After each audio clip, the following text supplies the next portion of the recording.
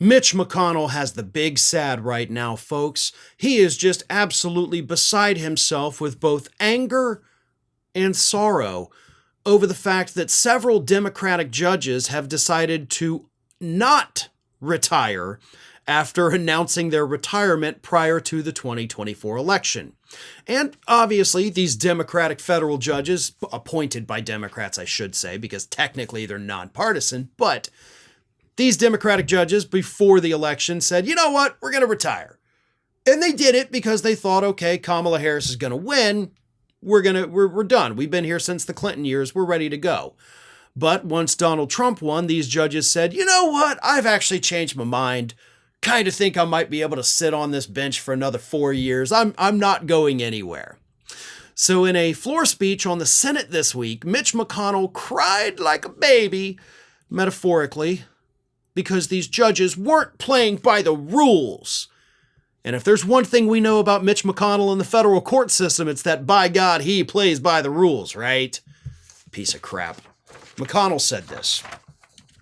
They rolled the dice that a Democrat could replace them, and now that he won't, they're changing their plans to keep a Republican from doing it.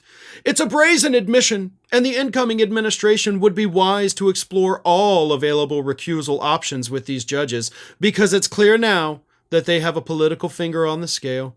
This sort of partisan behavior undermines the integrity of the judiciary. It exposes bold Democratic blue where there should only be black robes. It's hard to conclude this is anything other than open partisanship.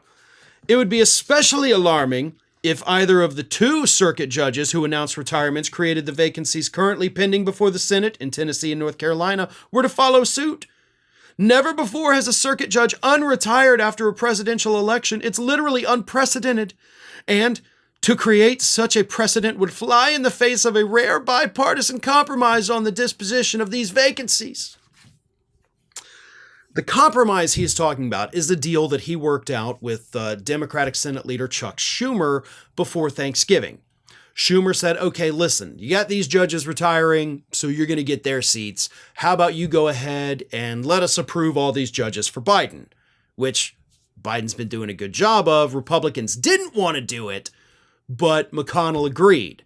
So now that these judges have unretired and he's now threatening other judges that may do the same thing, he's like, oh, you all better not do it. We had a deal. We had a plan in place. Oh, how dare you all break it? Dude, screw you. Like, seriously, Mitch McConnell, go to hell.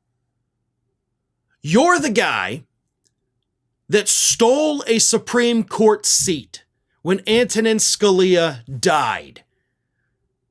That was in February of 2016. Now, I remember the day. It is one of those, like, I'll never forget where I was. I was in New York with my wife. We went up there for Valentine's Day and my birthday.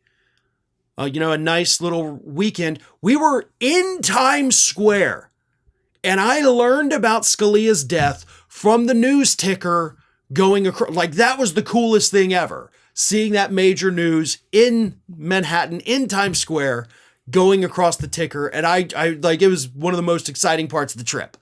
But you stole that seat from President Obama because you said, McConnell, you can't do it during an election year.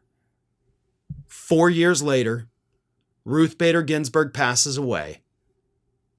You stole the seat for Amy Coney Barrett. That's what you did. In an election year, you broke your own rule. You broke your own pledge. So don't sit there crying like a baby that, oh no, we had a deal. We have rules. We have decorum. Piss off. You got played at your own game, a-hole. I hope you like how that feels. Thanks for watching today, everybody. And don't forget, if you're not already, please do subscribe to this channel. We have fresh content going up every single day, and I would really hate for you to miss out on that. And speaking of missing out, if you're not following me across all other social media outlets, then get on it. You can follow the links in the description of this video.